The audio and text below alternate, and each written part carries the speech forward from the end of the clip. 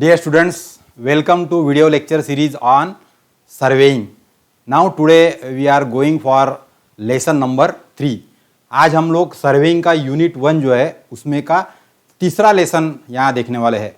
दोस्तों इसके पहले हमने पहले लेसन में हमने देखा कि what is geoinformatics, what is surveying, we have seen the definition and what is the need and objective of the surveying. अलग अलग इंजीनियरिंग प्रोजेक्ट्स यदि सिविल इंजीनियर को काम करना है तो सबसे पहला काम उसको उसका प्लानिंग करना पड़ेगा और प्लानिंग करने के लिए उसको डाटा अक्वायर करना पड़ेगा फील्ड पर से या प्लॉट पर से या ज़मीन पे जहाँ पे उसको वो इंजीनियरिंग प्रोजेक्ट एग्जीक्यूट करना है. जो डाटा कलेक्ट करने का काम है वहाँ पे आपको ज़मीन की टोपोग्राफी कैसी है, वहाँ पे जो अलग अलग फीचर्स है उसका डायमेंशन, उसकी ऊंचाई, दो अलग अलग पॉइंट्स में का या उसका लोकेशन, उसका डिस्टेंस, उसके एंगल, उसके बेयरिंग, उसकी हाइट, उसका एलिवेशन, ऐसा डाटा आपको प्लान या मैप बनाने के लिए कलेक्ट करना पड़ेगा. So to prepare the planning of an engineering project we need to collect the data from the field observation and for that we have seen that the surveying is an essential subject. So that we have seen in the first lecture. Then there are different purposes of the survey. We have seen that there are different types of survey. The classification which is based on the type of the field. So there we have seen engineering survey, military survey, hydrographic survey, marine survey, astronomical survey, that also we have seen.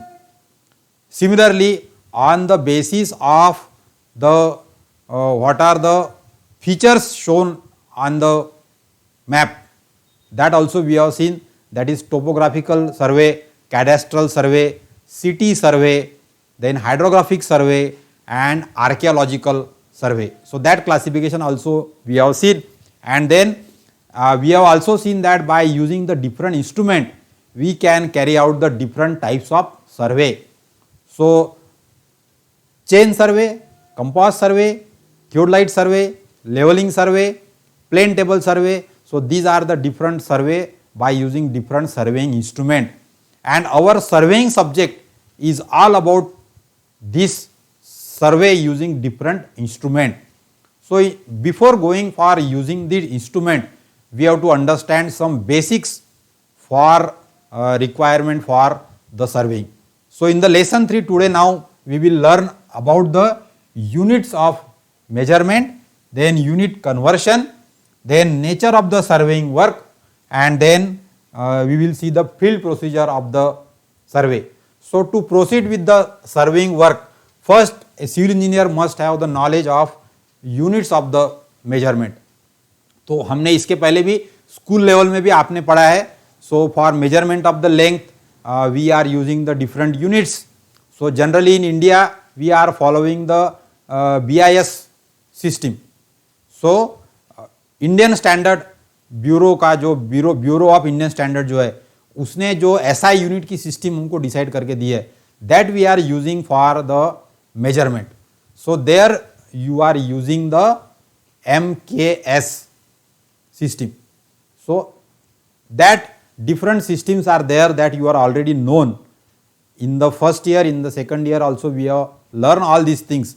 But as far as the survey subject is concerned, we will take the overview of the units of the measurement. Particularly we are interested here, यदि हम लोग कोई field का सर्वे कर रहे हैं तो जगह का सर्वे करने के लिए हमको उस जगह का हमको लंबाई चौड़ाई कितनी है वो पता करना पड़ेगा. सो लीनियर मेजरमेंट इज रिक्वायर. अब यदि लंबाई चौड़ाई गिननी हमने प्लॉट की तो हमको प्लॉट का एरिया कितना है वो बताना पड़ेगा. So area calculation you must know. Similarly यदि हमको डैम का कंस्ट्रक्शन करना है तो उसके अंदर कितना पानी जमा होगा, तो दैट वाटर टैंक का कंस्ट्रक्शन करना है तो कितना पानी वाटर टैंक की साइज लगेगी. So you also have to calculate the volume. यदि रास्ते का कंस्ट्रक्शन करना है तो आपको कितना मिट्टी खोदने पड़ेगी और कितनी मिट्टी की भर्ती आपको वहां पर लाके डालनी पड़ेगी. So you have to calculate the volume of the earth work also. So this type of requirements are there where particularly the length, area and volume calculations are required for various engineering projects, and for that purpose we will have a look out for the units of the measurement. So in the units of the measurement, these are the important units every civil engineer must remember. So we will revise all these things. So as you know that 1 inch is equal to 2.54 centimetre, यानी 1 inch का 2.5 centimetre होता है, यानी हमारा इतना एक जो part है उंगली का, 1 इंच का हमारा ये समझ लो पार्ट है, तो हो गए 2.54 सेंटीमीटर. और you can also say that it is equal to 25.4 millimeter. So this basic conversion we have to remember. 1 inch is equal to 2.54 centimeter or 25.4 mm. Then another important is 1 feet is equal to 12 inch. This is already well known. एक civil engineer को एक काम होता है कि जो हमारे जो मैप निकालते हैं हम लोग, हमारे प्लान निकालते, यहाँ पर हम लोग एज ए स्टैंडर्ड यूनिट करके सारे डायमेंशंस मीटर में यूज करते या मिलीमीटर में यूज करते. लेकिन जब वो ड्राइंग से हमको जब फील्ड में जाके एक्चुअली कॉन्ट्रैक्टर को या फिर लेबर को जब हमको डायमेंशंस बताने पड़ते, so there we have to tell them in the feet. उनको फीट या इंचेस जल्दी समझता. तो हमारी जो ईट है वैसा हम लोग बोलेंगे 20 centimetre by 20 centimetre by 10 centimetre की, यानी 0.20 बाय 0.10 बाय 0.10. बट कॉन्ट्रैक्टर को लेबर को समझने के लिए आपको 9 inch by 4.5 inch by 2.5 inch 3 inch इस प्रकार से डायमेंशन आपको बताने पड़ेंगे. So in the field we have to explain the dimensions in the field और फीट और inches, and on the drawing we have to show it on the metre और millimetre. तो as a civil engineer, as a surveyor, we must be expert in making the conversion from metre to feet. तो आपको तुरंत बताते आना चाहिए कि इतना मीटर डायमेंशन लिखा है तो इतना फीट होगा, या इतना एमएम लिखा है तो इतना फीट होगा, या इतना एमएम लिखा है तो इतना इंच लेना है. So you should be sufficient conversant about this conversion, कि आपको तुरंत ये करते आना चाहिए. And for that you have to remember 1 feet is equal to 12 inches.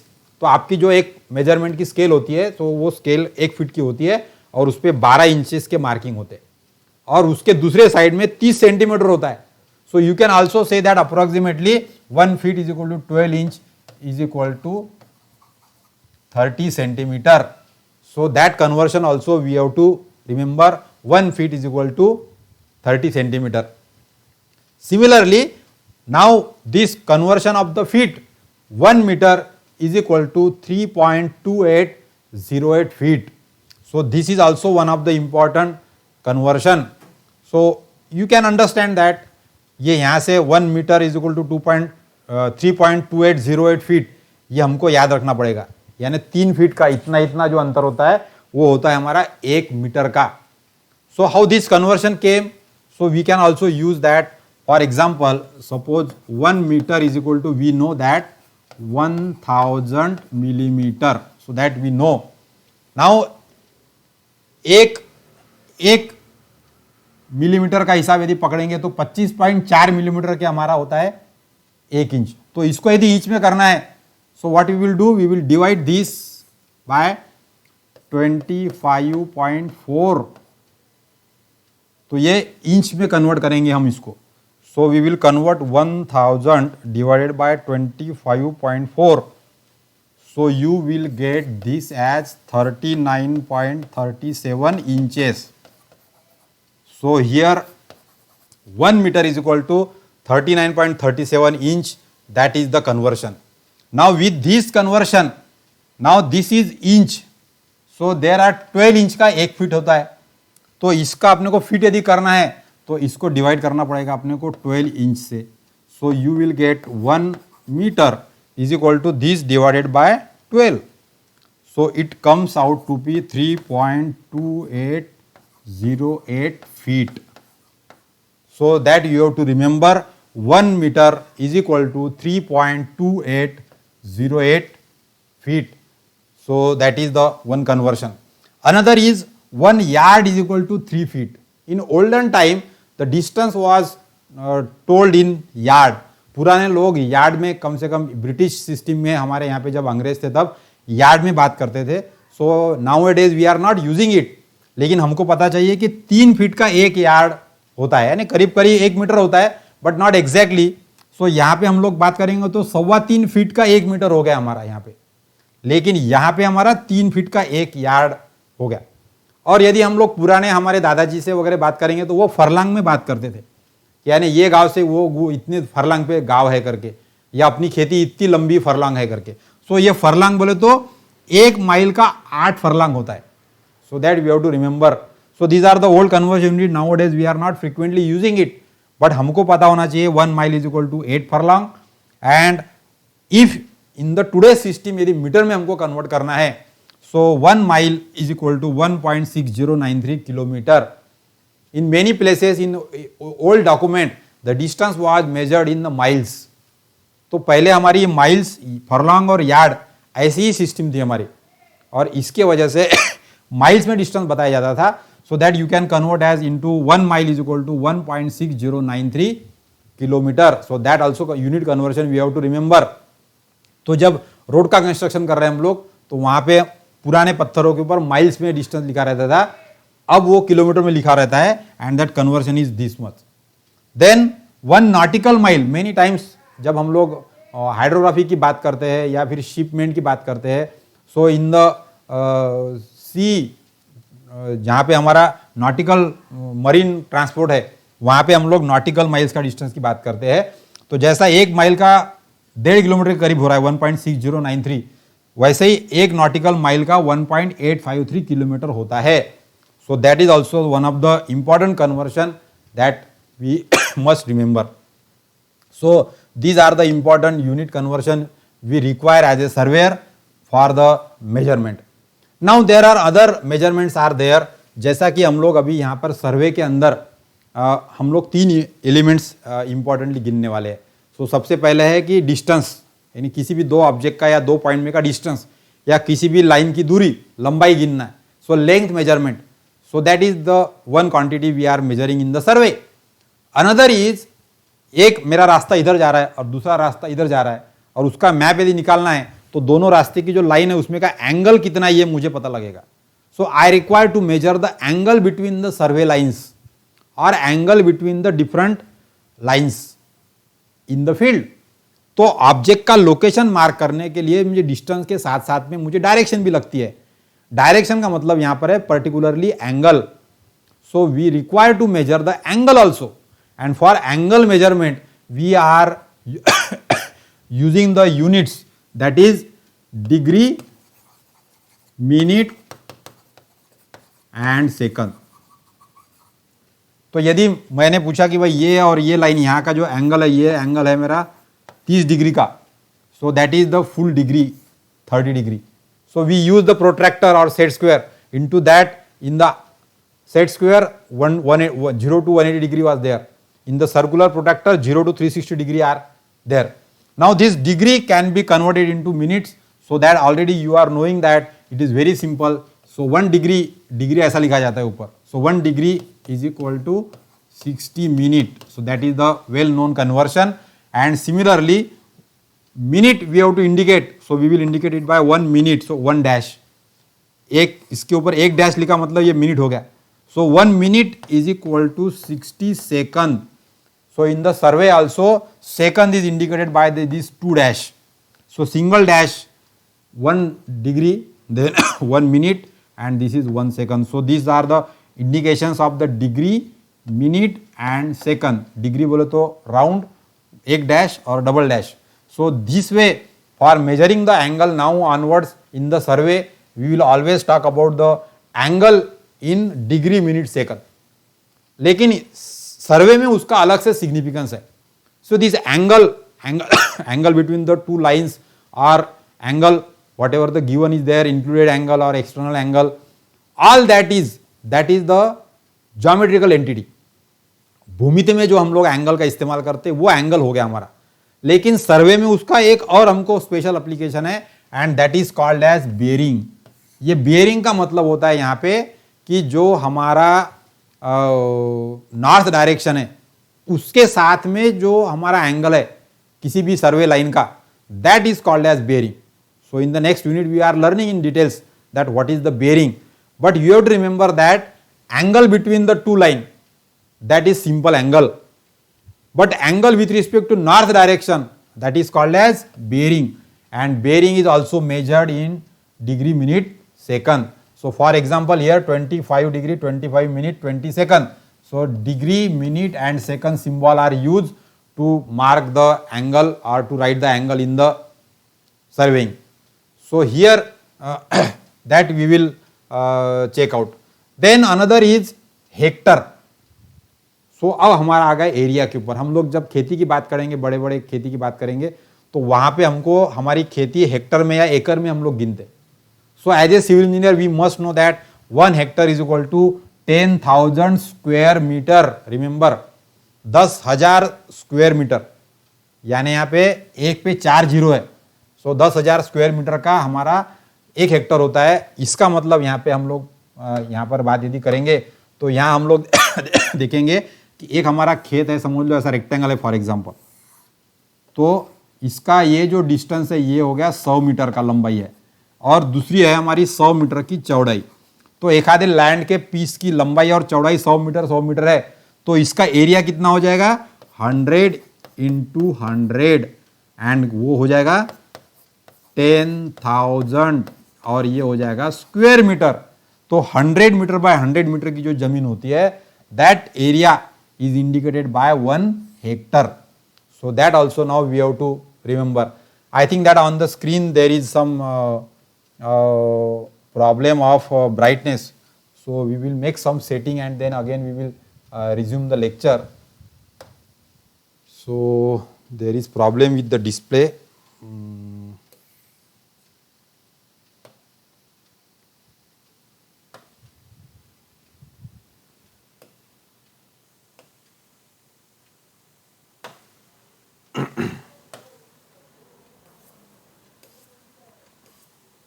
The screen was getting it changing the automatic brightness, so I have reset it.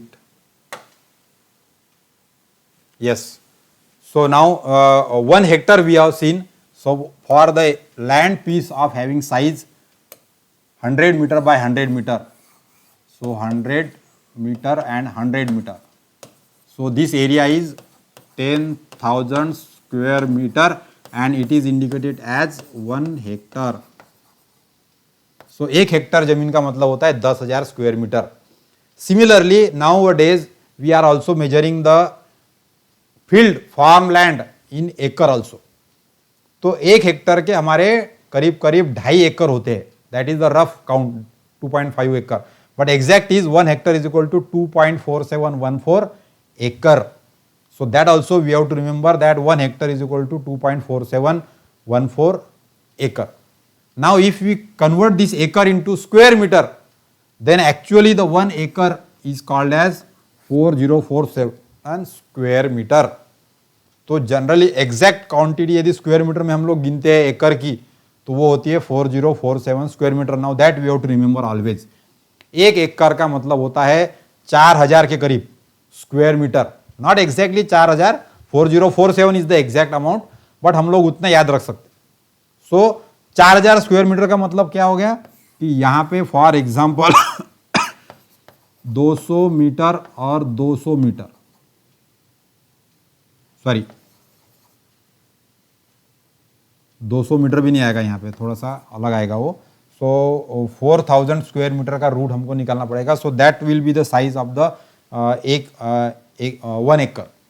Now this 1 acre is also called as 100, 1 R is also called as 100 square meter. यानी एकड़ से छोटा होता है, सबसे बड़ा होता है हेक्टर, उससे छोटा होता है एकड़, उससे छोटा होता है आर. तो 1 आर जमीन है, इसका मतलब है 100 स्क्वायर मीटर. 100 स्क्वायर मीटर का मतलब होता है यहाँ पे ये हो गया हमारा 10 मीटर और ये हो गया 10 मीटर और 10 हो गया 100 स्क्वायर मीटर, यानी करीब करीब 100 स्क्वायर मीटर, यानी 1,000 स्क्वायर फुट. 1,000 स्क्वायर फुट मतलब ये हो गया 1 गुंठा. तो इस प्रकार से हमारा एरिया आर में भी गिना जाता है. तो 1 एकड़ 4 आर, तो उसके हिसाब से आप कन्वर्शन कर सकते हैं. So these are the olden conversion unit for measurement of the field land, farm land. खेती की जमीन गिनने के लिए हम लोग हेक्टर, एकड़ या आर का इस्तेमाल करते, but we are particularly using the square metre for that. तो अभी हमको तो इंजीनियरिंग के, सिविल इंजीनियरिंग के अंदर बिल्डिंग का area, built up area, plot area, land area जो भी निकालना है, so there we are using the unit of square metre. But in the general business, हमारे सामान्य व्यवहार के अंदर हम लोग स्क्वायर फुट में ज़्यादा कन्वर्शन रहते। जैसा हमको प्लॉट लेना है तो प्लॉट हम लोग कितना है भाई, 2000 स्क्वायर फुट। तो 2000 स्क्वायर फुट का जो प्लॉट है उसका मतलब कितने स्क्वायर मीटर का प्लॉट है ये हमको निकालते आना चाहिए। So you will require to make the conversion between the square metre and the square feet. So here we have to remember that 1 square meter is equal to 10.76, generally 10.7639 square feet. That is the exact conversion of square meter. यानी 1 square metre का 10 square foot होता है करीब करीब। Remember, 1 square metre का 10 square foot होता है। तो यदि हम लोग 1 मीटर बाय 1 मीटर की जगह यदि पकड़ेंगे, समझ लो this is 1 metre and this is 1 metre, तो एक्चुअली ये जगह हो गई हमारी 10 स्क्वायर फीट, 10 स्क्वायर फीट करीब करीब हो गई। सो इसका मतलब यहाँ है कि हमको 1 स्क्वायर मीटर का 10 स्क्वायर फुट होता है, ये अप्रोक्सीमेटली याद रख सकते, बट एक्चुअली डॉक्यूमेंट पे, कागज पे, एग्जाम में, ऑफिशियली डॉक्यूमेंट पे आपको कैलकुलेशन करना है। So 1 square metre is equal to 10.7639 square feet, that we have to use. और ऐसी प्रकार से हमको यदि क्यूबिक फीट में यदि करना है कन्वर्शन, तो 1 cubic meter। So now in the estimate, in the earthwork calculation, we are also calculating the volume in cubic meter। तो हम लोग वहां पे क्यूबिक मीटर में वॉल्यूम गिन रहे हैं। सो क्यूबिक मीटर का कन्वर्शन क्यूबिक फीट में करना है। So there we have to use this conversion, 1 cubic meter is equal to 35.31 cubic feet, यानी 35 घन फुट का 1 घन मीटर होता है। तो हम लोग जब हमारे ट्रक के अंदर, ट्रैक्टर के ट्रॉली के अंदर जब एक बरास लाते हैं quantity, so that also you have to remember, so that is called as 1 बरास। रेती हम लोग गिनते हैं, मुरुम गिनते हम लोग, गिट्टी गिनते हम लोग, तो बरास में गिनते। तो 1 बरास का मतलब होता है 100 क्यूबिक फीट, घन फुट में होता है वो। तो 100 घन फीट जो है उसका 1 बरास होता है, यानी 100 घन फीट के हम लोग 35 घन फुट का 1 क्यूबिक मीटर पकड़ेंगे, तो 35 यानी हो गया करीब करीब 3 क्यूबिक मीटर। तो 3 क्यूबिक मीटर जो है वो हो जाएगा हमारा 1 बरास। सो लाइक वे, यानी 3 क्यूबिक मीटर को 1 बरास बोलेंगे या 100 फीट बोलेंगे, so that will be 1 brass quantity. तो 100 क्यूबिक फीट का 1 बरास होता है। So that also we have to remember for measurement of the volume. अब हमको पानी के टंकी का भी साइज गिनना है, तो हमको वो पानी के टंकी का साइज क्यूबिक मीटर में मिलेगा, और उसका यदि क्यूबिक फीट में करना है तो आप इतने इसमें कर सकते। So all the time these are the basic conversion units every civil engineer must know for the civil engineering practice. तो आपको एकड़ में एरिया दिया है, या आर में दिया है, या हेक्टर में दिया है, स्क्वायर मीटर में दिया है, स्क्वायर फीट में दिया है, तो ये कन्वर्शन हमको क्यूबिक फीट में दिया है। मटेरियल क्वांटिटी के लिए क्यूबिक फीट से क्यूबिक मीटर करने के लिए। So all these are the basic units. So all they are very much required, and you should be very conversant to use this unit conversion. So that is important as far as the survey is concerned. All these units are important to be handled. So based on that, we will see that how these conversions can be done. So as you know that 5 miles is equal to how much kilometer? So we know that 1 mile is equal to 1.609 kilometer. So 5 miles, that you can make it conversion. So 5 into 1.609. So if you do that, क्योंकि 1 mile का 1.609 kilometre होता है, so you can convert that 5 mile into that. So that is 5 into 1.609. So it is 8.045 kilometre. तो 5 mile का 8 kilometre के करीब करीब होता है। So that is one of the conversion. Similarly 12 feet by 15 फीट का मतलब होता है कितने मीटर बाय कितने metre. So you have to convert feet into metre. So remember again, this dash is also indicated by feet. तो हमारा ये डैश, सिंगल डैश फीट के लिए यूज होता है, और डबल डैश हमारा इंच के लिए यूज होता है। So that also we have to remember. तो यहाँ पे 12 फीट बाय 15 फीट दिया है, इसका कन्वर्शन हमको करना है मीटर में।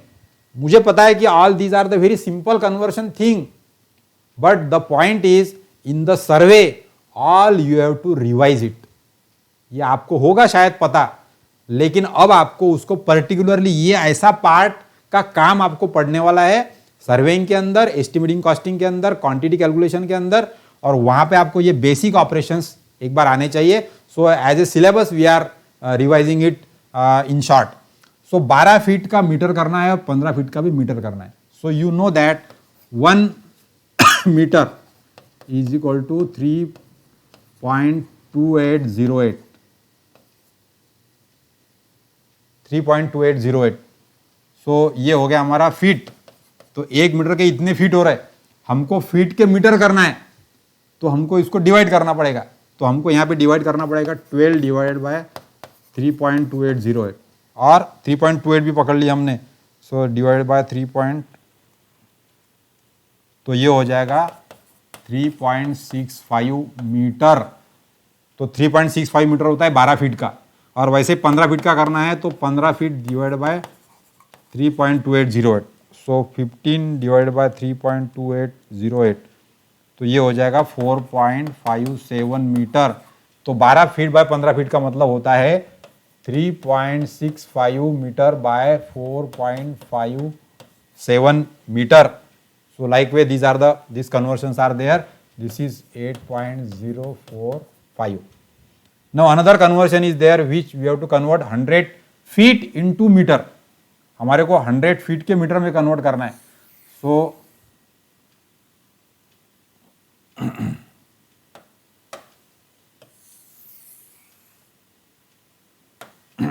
100 feet. So here 100 feet is equal to metre में करना है हमने को। तो हमको तो पता है कि भाई मीटर में करना है, तो 1 metre is equal to 3.2808 feet. Metre का फीट हम लोग इतना कर सकते, अब हमको फीट का मीटर करना है तो यहाँ पे डिवाइड करना पड़ेगा अपने को। सो 100 डिवाइडेड बाय दिस करना पड़ेगा आपको।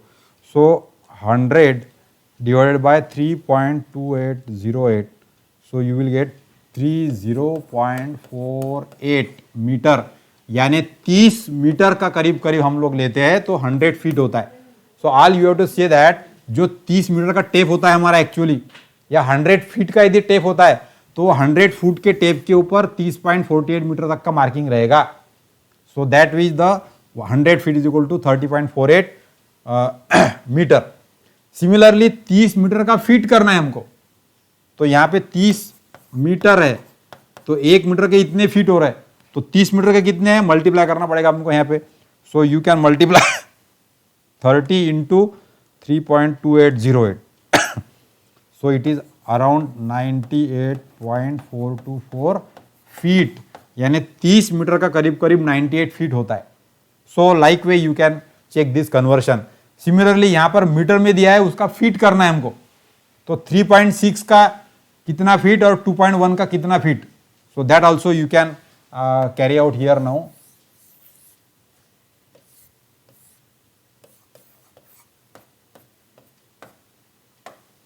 सो हियर 3.6 यह है हमारा फीट में, नहीं सॉरी मीटर में 3.6 मीटर, तो उसका फीट करना है तो 3.6 को हमको 3.28 से मल्टीप्लाइड करना पड़ेगा। So 3.6 into 3.2808, so you will get 11.81 metre, sorry feet. तो 3.6 के 11.81 फीट हो गए और 2.1 मीटर है, तो 2.1 इंटू 3.2808, तो ये हो गया 6.88, यानी 2.1 मीटर करेंगे तो इसका हो जाएगा 6.88 फीट। यानी यहाँ पे मीटर को 3.28 से मल्टीप्लाई करना पड़ेगा तो फीट मिलेगा हमको। सो दैट वे मीटर का कन्वर्शन आप फीट में कर सकते हैं। ये आपको फील्ड में जरूरी लगने वाला है। आपके मैप पे डायमेंशन दिया है 3.6 मीटर, आपको ठेकेदार को बताना है, मिस्त्री को, कॉन्ट्रैक्टर को बताना है, तो फीट में बताना पड़ेगा। तो you have to multiply this 3.6 by 3.28, तो आप जो फीट में कन्वर्ट करेंगे। Then another is 1 acre is equal to how much feet by how much feet. So that also we have to see 1 acre is equal to होता है हमारा 4047 square metre होता है। अब ये अपने को स्क्वायर मीटर नहीं चाहिए, अपने को चाहिए फुट में चाहिए। तो ये स्क्वायर मीटर को स्क्वायर फुट करना पड़ेगा। तो स्क्वायर फुट करने के लिए इसको 10.7608 से मल्टीप्लाई करना पड़ेगा। सो 10.76 से मल्टीप्लाई करेंगे हम लोग यहाँ पे 4047 इंटू 10.76, तो ये हो जाएगा करीब करीब 43545.72 स्क्वायर फीट हो गया। यहाँ पे ये इतने स्क्वायर मीटर का स्क्वायर फीट हो गया। और अपने को चाहिए कितने फीट बाय कितने फीट, यानी इसका रूट लेना पड़ेगा हमको। So we can take the under root of this. So 208.67 feet, तो 208.67 का यहाँ पे यदि करेंगे हम लोग 208.67 तो उसका हो जाएगा 1 एकड़। यानी 1 एकड़ का मतलब होता है 200 फुट बाय 200 फुट अप्रोक्सीमेटली। तो 200 फुट बाय 200 फुट का यदि खेत है तो वो हो जाएगा 43,000 इतना स्क्वायर मीटर, यानी 4047 स्क्वायर मीटर, यानी वो हो जाएगा 1 एकड़। सो like way these are the basic conversion unit we have to use in the survey. So in this we have recall all these things that how unit conversions are used in the survey work. अब हमने unit conversion हमको पता चल गया। अब field में जाके यदि हमको मेजरमेंट करना है, so we have to see that what are the nature of surveying work. हमारे फील्ड में जाके हमको क्या काम करना है। So that there are 3 categories of work was there as a surveyor. एक सिविल इंजीनियर यदि है और वो यदि सर्वेयर की प्रैक्टिस कर रहा है या सर्वेइंग के जैसे काम करना है उसको, तो उसको 3 चीजों का काम करना पड़ेगा। The first work is he has to go in the field, ये field work. So here the field work is the most important work for the surveyor, and for that only we are learning this subject survey in your 4th semester of civil engineering, because first we have to carry out the field work. हमको field में जाके work करना पड़ेगा। So we will see into details. Another work is after field work. जो आपने वहां से field में से डाटा इकट्ठा किया, जो भी आपने डिस्टेंस मेजर किया, बेयरिंग मेजर किया, एंगल मेजर किया, एलिवेशन, हाइट, जो भी डिफरेंस है वो आपने मेजर किया, कागज पे, रफ कागज पे जमा करके लाया। अब उसको आपको ऑफिस में बैठ के फेयर करना पड़ेगा, उस पे से एरिया कैलकुलेट करना पड़ेगा, वॉल्यूम कैलकुलेट करना पड़ेगा, और उसके डायमेंशन एक्सट्रैक्ट करके आपको मैप बनाना पड़ेगा ऑफिस में बैठ के। So one surveyor has to also work in the office also. So after the field work was completed, you have to take the observation in the rough notebook, and then you have to sit in the office, and then you have to prepare the plan or do the certain calculations required for the further design of that particular work. So that is second is office work and third is care and adjustment of the instrument. तो as a surveyor का तीसरा काम होता है कि जो आप instrument use कर रहे हैं, जैसा कि आप टेप यूज कर रहे हैं तो टेप को आपको सिस्टमेटिक लपेट के रखना पड़ेगा। आप चेन यूज कर रहे हैं तो चेन को आपको बराबर फोल्ड और अनफोल्ड करते आना चाहिए, नहीं तो चेन आपकी यदि गुज जाएगी एक में एक में तो आपको खोलने में तकलीफ होगी। या आप टेलीस्कोपिक इंस्ट्रूमेंट यूज कर रहे हैं तो उसका लेंस आपको क्लियर लगेगा, उसके ऊपर आपको ढक्कन लगाना पड़ेगा। So same similar type of works are there whatever the instrument we are using for the field work. So you have to take care of that instrument. अब आपने वो इंस्ट्रूमेंट समझ लो यूज करने के लिए निकाला, अलमारी में से या बॉक्स में से निकाला और फील्ड में ले जाना है। So you have to make some readiness. So readiness that also is require, that is adjustment of the instrument is also require. तो हमको इंस्ट्रूमेंट से रीडिंग लेने के पहले उसको सेट करना पड़ेगा एक पर्टिकुलर स्टेट में, and that comes under the adjustment. So here we will understand the details of all this work. So as far as the field work is concerned, so in the field work, the first task is to establish the station and benchmark as a point of reference. In the principle of survey, we have seen that कि हमको भी किसी भी point का यदि location mark करना है तो हमको दूसरे कोई 2 पॉइंट से उसका रेफरेंस हमको लेना चाहिए by measuring the distance, angle or the offset. So with this principle, here also the first work field work. सबसे पहले फील्ड में कोई भी आपको सर्वे का चालू करना है, डिस्टेंसेस गिनना है, तो आपको सबसे पहले स्टेशन मार्क करने पड़ेंगे। You have to mark the some station, and elevation के लिए हमको कुछ बेंचमार्क भी एस्टेब्लिश करने पड़ेंगे। तो आपको किसी को रेफरेंस बनाना पड़ेगा कि ये जो लेवल है मेरी, समझ लो ये मेरा बेंचमार्क है, ये मेरी रेफरेंस लेवल है। सो 0 डेटम है इसका।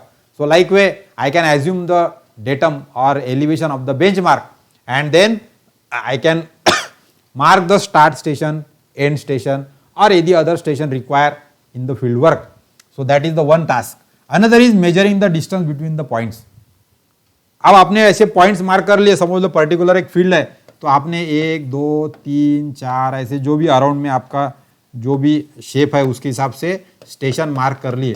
सो on the rough book, so you have to mark the point like that. तो आपको रफ नोटबुक पे आपको ऐसे जो पॉइंट्स आपने फील्ड में डिसाइड किए उसको मार्क करना पड़ेगा. अब ये हो गया तो आपको फॉर एज्यूम करना पड़ेगा कि समझ लो ए पॉइंट का मेरा जो आर एल है, so that R L is suppose 100 metre. So I have to set the reference benchmark. यानी मैंने एज्यूम कर लिया कि ए की जो लेवल है मेरी वो 100 है. अब उसके हिसाब से बाकी की लेवल हमको कैलकुलेट करनी पड़ेगी. So station and benchmark I have fix. Then another is I have to measure the distance. तो नेक्स्ट काम क्या है फील्ड वर्क में जाने के बाद में आपको, तो ऐसे यदि पॉइंट्स आपने डिसाइड किए होंगे, so I have to measure the distance A B, B C, C D, D E F, F G, G H और H A. So I have to measure distance D1, D2, D3, D4, D5, D6, D7 and D8. So measuring the distance between the 2 points, that is another field work. After that, measure the angle between the survey line. So here now this is one survey line, this is another survey line, this is another survey line. So 1 2 3 4 5 6 7 8 survey lines are there. So now I have to measure this angle, angle B, then angle C, angle D, angle E, angle F, angle G, angle H and angle A. So I have to measure all the included angle. So that is also the next step in the field work. Then locating the details. अब आपकी ये boundary सर्वे area की mark हो गई. ये ground का आपको नक्शा निकालना है. तो रफ स्केच आपने आपके नोटबुक पे बना लिया, उस पे पॉइंट्स दिखा दिए, उसकी लंबाई दिखा दी, उसके अंदर के एंगल आपने मार्क कर दिए. अब इसके अंदर यदि कुछ है तो आपको अब सेकंड प्रिंसिपल लगाना पड़ेगा सर्वे का, that is working from whole to part. अब इतना बड़े एरिया का एक साथ में सर्वे नहीं कर सकते, तो हमको इसके अंदर पार्ट्स बनाने पड़ेंगे. So we have to divide the whole part into different small part. So working from whole to part का सेकंड प्रिंसिपल हम लोग यहां इस्तेमाल करेंगे. And here we will establish the some of the survey line. So I can establish this as a one survey line. Then I can drop these two perpendicular on this survey line. Then I can join this also as a one of the survey line. Then I can make this as a one of the triangle, and I can drop the perpendicular or I can join this triangle also. So like way I can drop the perpendicular also here. So these are the three perpendicular I have set, and these are the inside survey line. अब ये मेरी एक सर्वे line हमारी हो गई यहाँ पे. तो ये सर्वे लाइन के डिटेल में अब यहाँ पर मेरा समझ लो पेड़ है, यहाँ पर मेरी बिल्डिंग है, यहाँ पे इलेक्ट्रिक का पोल है, यहाँ पे ऐसा और कुछ तो भी ऑब्जेक्ट है. तो ये सारे जो ऑब्जेक्ट है that I have to locate. So another work is locating the details, that is building कहाँ है, बाउंड्रीज, स्ट्रीट. सपोज यहाँ पर कहीं रोड होगा तो ये फील्ड के अंदर हमारा रोड कहाँ से कहाँ जा रहा है. सो दैट ऑल्सो, सो ये रोड के जो पॉइंट्स है ये हमको मार्क करने पड़ेंगे. ये दोनों भी पॉइंट्स हमको आइडेंटिफाई करने पड़ेंगे. यहाँ के 2 पॉइंट्स हमको आइडेंटिफाई करने पड़ेंगे. स्ट्रीम है, कोई नाला वाला जा रहा है ऐसा, सो यहाँ से ऐसा कोई नाला जा रहा है तो ये नाले का भी हमको मेजरमेंट करना पड़ेगा. ये जो पॉइंट है नाले के दोनों भी ये लाइन पे, सर्वे लाइन पे, तो ये सर्वे लाइन के जो पॉइंट्स है इसका डिस्टेंस वगैरह हमको गिनना पड़ेगा. ब्रिज यदि है, कोई ट्री है, पेड़ है समझ लो अब यहाँ पे ये पेड़ है तो इसका परपेंडिकुलर डिस्टेंस गिनना पड़ेगा ये सर्वे लाइन से. तो यहाँ से ये कितना है और यहाँ से ये पेड़ कितना है, तो आप पेड़ का लोकेशन मार्क कर सकते. ये बिल्डिंग यदि है तो इसका भी परपेंडिकुलर ले सकते हैं आप. तो यहाँ से ये डिस्टेंस कितना है और बिल्डिंग का डिस्टेंस कितना है वो लाइन से. So you can have the perpendicular offset and you can measure the distance on the survey line.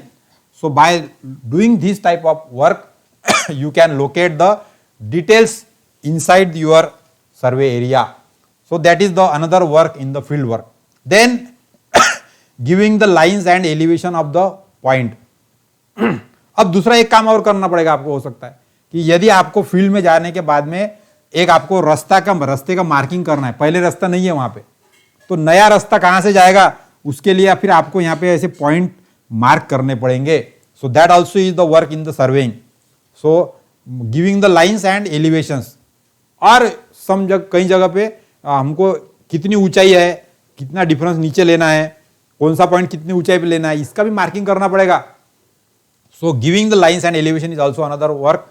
Then giving the और determining the elevation. Now this is all about the measurement. अब इसके अंदर हमने angle गिन लिए, अब आपको level भी गिननी पड़ेंगी। तो ए पॉइंट से बी पॉइंट कितना ऊंचा है, बी पॉइंट से सी पॉइंट कितना ऊंचा है, सी पॉइंट से डी पॉइंट कितना ऊंचा है या नीचा है, तो हर एक पॉइंट के इसमें का लेवल डिफरेंस भी आपको निकालना पड़ेगा। So that is also the another task in the field work. Then surveying of contours, horizontal and vertical control, so that is also necessary. Then parallel lines आपको मार्क करनी पड़ सकती है, जैसे मैंने आपको ऐसी मेन सर्वे लाइन बताया, तो यहाँ पे पैरेलल लाइन भी आपको लग सकती है। Then perpendicular lines also you can set, और that is offset line. Then all these observations you have to note down in the your rough notebook.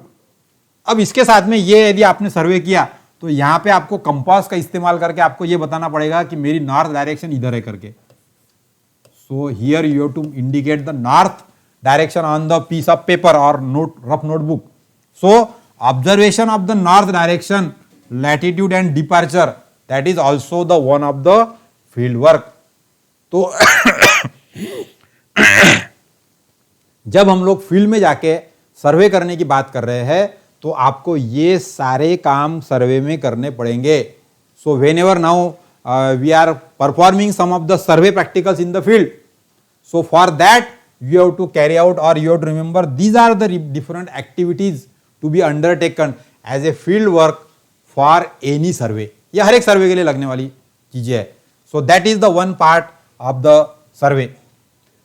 Now another part is that here whatever the field work we are doing, we have to take care of while writing the field notes.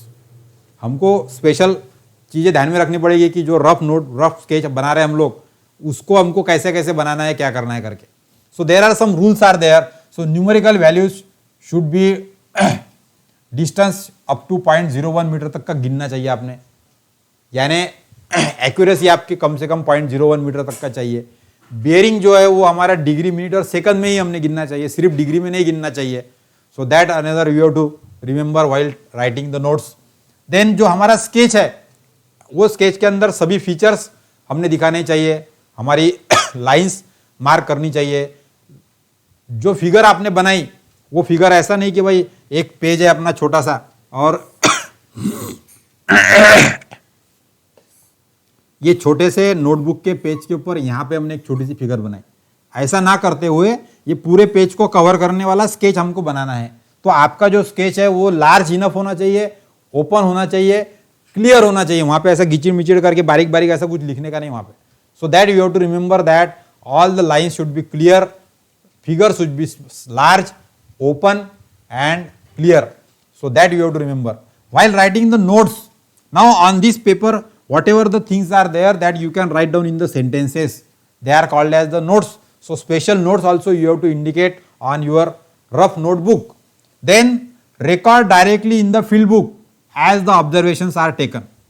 अब हम लोग आगे देखने वाले कुछ कुछ सर्वे के अंदर आपको ऑब्जर्वेशन लिखने के लिए कुछ टेबल लगते हैं अपने को। सो दिस टेबल जो है, ये टेबल का एक छपा वाला बुक आता है for observation of the survey. So that is called as field book. So readymade field book is available in the market for civil engineer. That field book we have to use, and instead of writing the observation in the rough sketch book, rough notebook, we must directly write down the observation in to the field book. तो direct field book में हमने observation लिखनी चाहिए, ये बात हमको ध्यान में रखनी पड़ेगी। Then we have to use the H और 2H pencil, never use the eraser. खोड़ रबर कभी भी इस्तेमाल नहीं करने का। आपको काटना है तो उसके बाद आड़ी लाइन मार के फिर वहां पे दूसरा ऑब्जर्वेशन लिख दो आप, लेकिन खोड़ रबर, और वैसे तो H की पेंसिल या 2H की पेंसिल यूज करना चाहिए। HB की पेंसिल कुछ दिन के बाद में निकल जाती है, so don't use that HB pencil. सिर्फ H की यूज करेंगे तो उसका लिखा हुआ जल्दी मिटता नहीं है, बिकॉज ये नोट्स जो है वो हमारी हमको बाद में भी काम में आती है, so that you have to remember. Then simple writing style, जो भी सर्वे के ड्राइंग के ऊपर स्केच के ऊपर आप लिख रहे हैं वहां पे ऐसी कर्सिव राइटिंग या ऐसी घसाटी इंग्लिश में नहीं लिखना है, क्लियर बिल्कुल सिंपल राइटिंग स्टाइल में ही हमको लिखना चाहिए। जो भी आपकी साइन और नोट्स है वो एकदम क्लियर होने चाहिए, सो दैट किसी दूसरे को भी पढ़ने का काम पड़े तो उसको वो नोट्स आपकी क्लियरली पढ़ते आनी चाहिए, so that you have to remember. Then number should be clear and sketches should be numbered there. Then use liberal numbers of the carefully executed sketches. जो नंबरिंग है वो सिस्टमेटिक हमारा होना चाहिए, capital ABCD, small ABCD, Roman 1 2 3 4, capital 1 2 3 4, bracket. Likewise you have to remember. Then make the survey notes of each day with the title of the survey, date, weather condition, crew member and list of the equipment.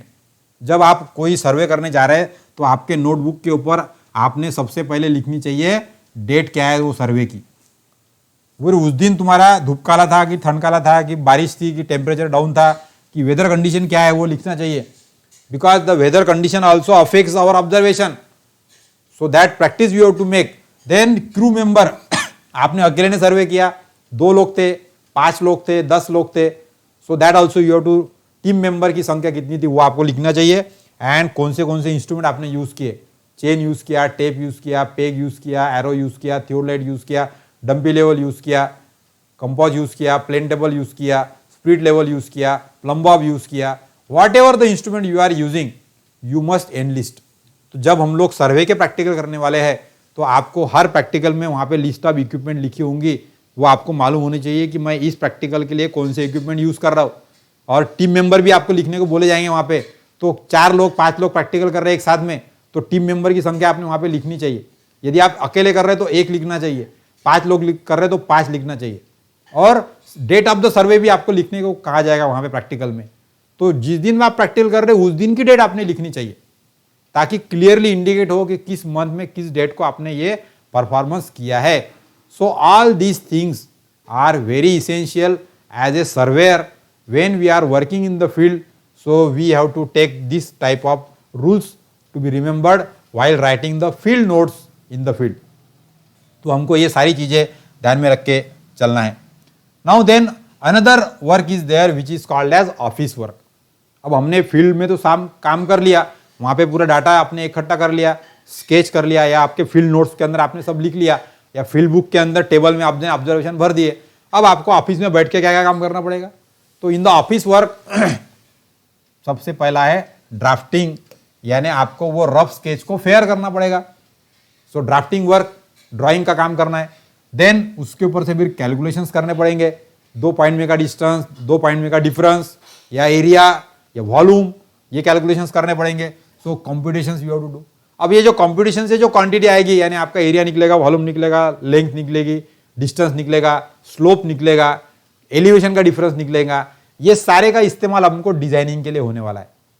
तो यदि आप एक आधे bridge का design कर रहे तो water level निकली आपकी, वॉल्यूम निकला आपका, आरएल निकले अपने, तो उसका इस्तेमाल आपको डिजाइनिंग के लिए करना पड़ेगा। So that is also the work of surveyor. After the designing, आपने यदि पर्टिकुलर डिजाइन सिस्टमेटिक कर लिया एक आधे ब्रिज का, तो फिर वो ब्रिज का आपको प्लान और सेक्शन बनाने पड़ेंगे, यानी टॉप व्यू और sectional view. So all that dimensions collected from the field that you have to mark in the plan and the section. तो ये भी ऑफिस वर्क में आपको प्लान और टॉप व्यू और फ्रंट व्यू सेक्शन बनाने पड़ेंगे। Then we have to show the different dimension. अब आपने टॉप व्यू और साइड व्यू बना लिया, तो उसमें आपने जो ऑब्जर्वेशन फील्ड से लिए उसके हिसाब से आपको हाइट कितनी है, ऑब्जेक्ट की चौड़ाई कितनी है, लंबाई कितनी है, विड्थ कितनी है, all the detail dimensions you have to show in that map, in that drawing. So that is the work. Then another is you have to must write down the scale on that. अब आपने जो top view और front view बनाया उसके लिए आपने scale कितनी use की जैसा कि 2 मीटर को 1 सेंटीमीटर लिया आपने, सो 1:50 की स्केल लिया आपने, या 1:100 की ली, और whatever the another scale we have taken, that we have to write down in the. So For requirement of the scale, you have to make some calculations. So that is also the one of the office work. Then you have to also make some calculations for the area. तो आपको drawing के अंदर कभी कभी area statement भी लिखना होता है. सो पर्टिकुलर का टोटल एरिया कितना है, बिल्टअप एरिया कितना है, या लैंड अंडर सर्कुलेशन कितना है, या फिर ओपन स्पेस का एरिया कितना है, सो पार्किंग एरिया कितना है. Like way different area statement you have to require to be write down. So that is also the office work.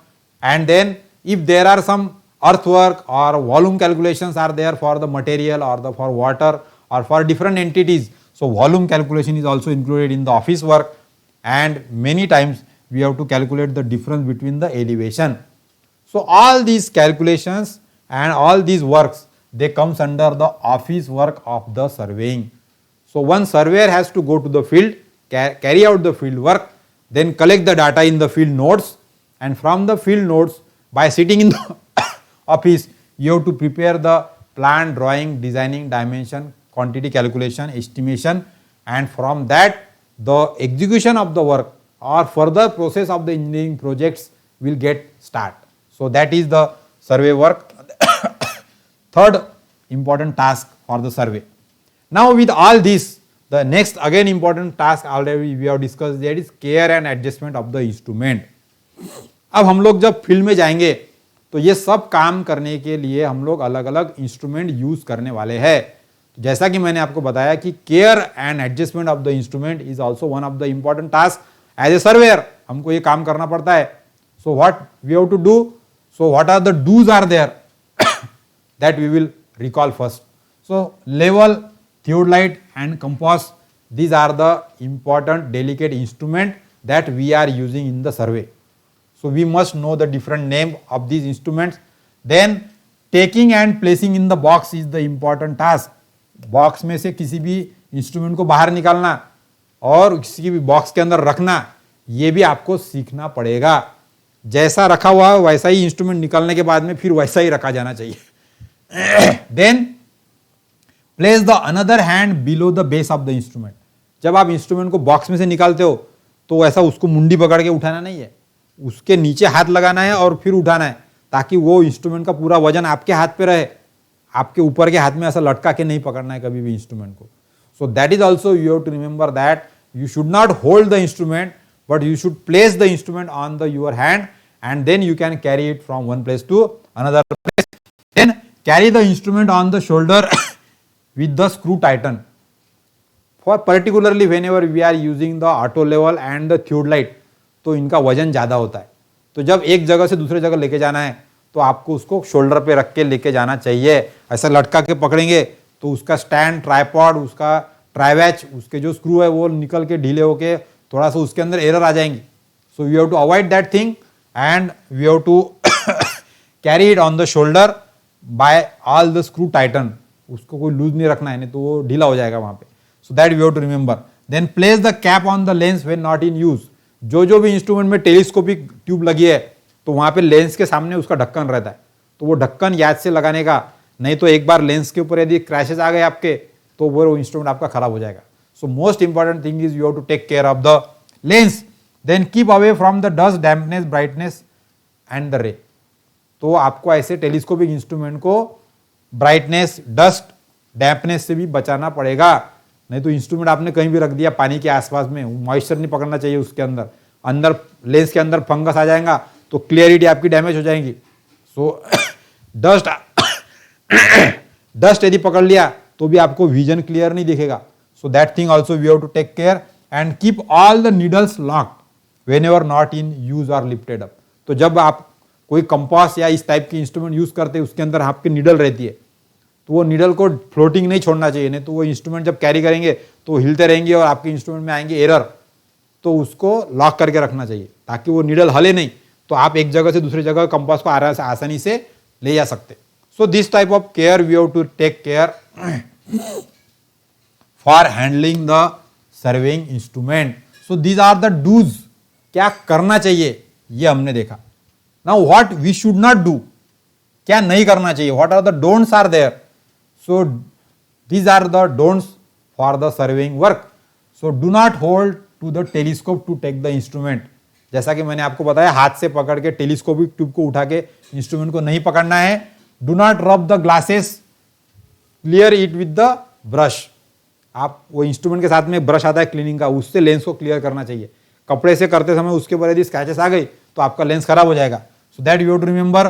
Then do not place the tripod on the smooth floor. अब जैसा आपका यहाँ पे vitrified tiles लगी वाली है, तो tiles के ऊपर आपका कोई भी स्टैंड खड़ा नहीं रहेगा, रिमेंबर, क्योंकि वो स्टैंड को ऐसे पॉइंट होते हैं और वो ट्राइपॉड आपका डिरेल हो जाएगा। तो प्लेन ग्राउंड के ऊपर आपको, स्मूथ ग्राउंड के ऊपर कभी भी ट्राइपॉड को खड़ा करने की कोशिश नहीं करना है, क्योंकि वो खड़ा नहीं रहेगा, it will get derailed. So that you have to remember. Do not leave the instrument unguarded in the high wind on the road, footpath और ओपन ग्राउंड। जब आप फील्ड में सर्वे करेंगे तो रास्ते के ऊपर ऐसा इंस्ट्रूमेंट छोड़ के कहीं भी जाने का नहीं।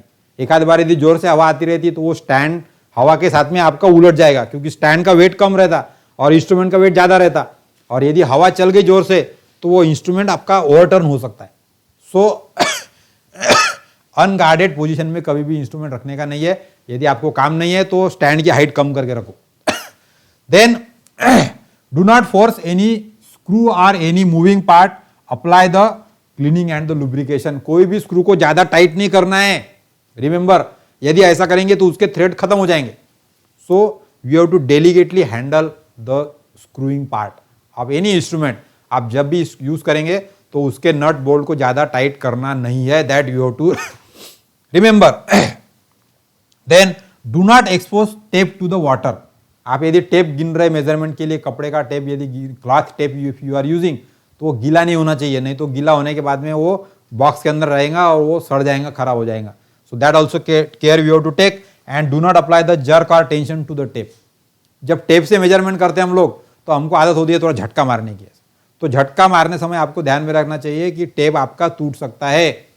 सो particularly when you are using the cloth tape और plastic tape, so then you have to see that, या although you are using the metallic tape also, so there will be expansion, so there the true length of the tape also will get changed. So see that whenever you are using the tape in the field, do not give the jerk or tension to this type of tape. So all these things you have to also remember as a don't for the surveying in the field work. Field work के लिए आपको ये सारी चीजें नहीं करनी चाहिए, that you have to remember while going to the field work. अब यदि ऐसा हमको सर्वे करना है तो एक ओवरऑल प्रोसीजर हमारा क्या रहेगा, so that we have to see. So here the procedure for the field work is, for the first step is reconnaissance survey. Reconnaissance survey का मतलब है फेर फटका मारने या एक चक्कर लगाना. जो भी एरिया का सर्वे आपको करना है तो आपको पहले वहां जाना चाहिए और वो एरिया में घूम लेना चाहिए थोड़ा सा, ताकि वहां की जमीन कैसी है, घूमने के लिए वहां पे झाड़ पेड़ है, छाव के लिए नहीं है, पानी है, दलदल है, मिट्टी है, डस्ट है, पत्थर है, कांटे है, प्लेन ग्राउंड है, ग्रास है, कैसा सिचुएशन है, ये समझने के लिए आपको सर्वे करने के पहले पूरे एरिया को आपने पैदल घूमना चाहिए एंड अंदाज लेना चाहिए पूरे एरिया का कि मैं इसमें कैसे सर्वे कर सकता हूँ, कहाँ पे स्टार्ट कर सकता हूँ, कहाँ पे मेरे स्टेशन पॉइंट ले सकता हूँ, कहाँ पे मेरे सर्वे की लाइन में ले सकता हूँ, कहाँ पे मुझे रुकना चाहिए, कहाँ पे मैं इंस्ट्रूमेंट रखूंगा, कहाँ से मुझे आसानी होंगी. ऐसे सब डिसीजन लेने के लिए जो अब जनरल चक्कर लगाएंगे आप फील्ड के अंदर, that is called as reconnaissance survey. तो reconnaissance is the first step for any type of survey. हमको एक जनरल चक्कर लगा के अंदाज लेना पड़ेगा कि सर्वे वर्क कैसे करना है, कैसे होगा और क्या सिचुएशन है एक्चुअल जाउन पे. Then another is index sketch. इसके पहले मैंने जैसा समझाया फील्ड वर्क के लिए आपको एक आपका जो भी रफ स्केच है, ऐसा जो भी एरिया का सर्वे करने जा रहे हैं आप, तो उसका एक ऐसा रफ स्केच और ऐसा रफ ड्राइंग बना लेना चाहिए. और यदि कोई ऐसा पहले से बना हुआ तैयार है मैप तो उसका इस्तेमाल करना चाहिए. So you have to refer to the index sketch. Then marking the station. अब आपने ऐसा इंडेक्स स्केच यदि बनाया है या बनाया तैयार है पहले से, तो उसके अंदर फिर आपको नाम देने पड़ेंगे कि A B C D E. So marking of the station हम लोग करेंगे और वहां पर फील्ड में भी यहाँ पे ए जगह पे आपको एक खुंटी ठोकनी पड़ेगी लकड़ी की और उसके ऊपर ए लिखना पड़ेगा चौक से. तो आपको ये पता चलेगा कि दिस इज स्टेशन ए, फिर स्टेशन बी। तो जो भी स्टेशन होंगे वहां पे आपको पेग लगा के, खुंटिया ठोक के आपको मार्किंग करना पड़ेगा। So that is the another task in the field work. तो आपके स्टेशन मार्क हो जाएंगे। आपके स्टेशन मार्क हो गए कि बाद में उसका रेफरेंस स्केच में यदि आपको कुछ चेंजेस करना है और कुछ लिखना है तो वो रेफरेंस स्केच, यदि इंडेक्स स्केच आपने पहले से बनाया हुआ लिया तो उसका अंदाज लेके फिर आपका रेफरेंस स्केच आप बना सकते। After that then taking the measurement, फिर हमारा मेन काम होता है सर्वेयर का कि हमको अलग अलग मेजरमेंट्स लेना है। Measurement of length, distance, direction, angle, elevation और डिफरेंस। सो ये इंपॉर्टेंट एंटिटी हमको वहां पे फील्ड पे से मेजरमेंट लेने पड़ेंगे और इसका सारे इसकी नोट हमको नोटबुक में या फील्ड बुक में, रफ स्केच के अंदर नोटबुक पे या फिर टेबल वाले डाटा जो है वो फील्ड बुक के अंदर हमको नोट रखना पड़ेगा। So if you are going for any type of survey work in the field which is required for your engineering projects, so you have to first step you have to carry out reconnaissance survey, refer to the index map, prepare the reference sketch, then marking the stations in the field, then taking the measurement and then note down in the field book। तो ये सारा काम करके आप किसी भी type का सर्वे कर सकते हैं। So now whatever we have learned in this lesson, all these are the general thing that always you have to remember। So in this lesson we have seen what are the units of the measurement, how the unit conversions are done, then we have seen some example, then what is the nature of the survey work that we have understood, and then what is the field procedure of the surveying, that also we have seen। So for this lecture we will stop here. Thank you for watching this video lecture. In the next lesson we will further go beyond to understand what is all about the field work in the survey। So thank you once again.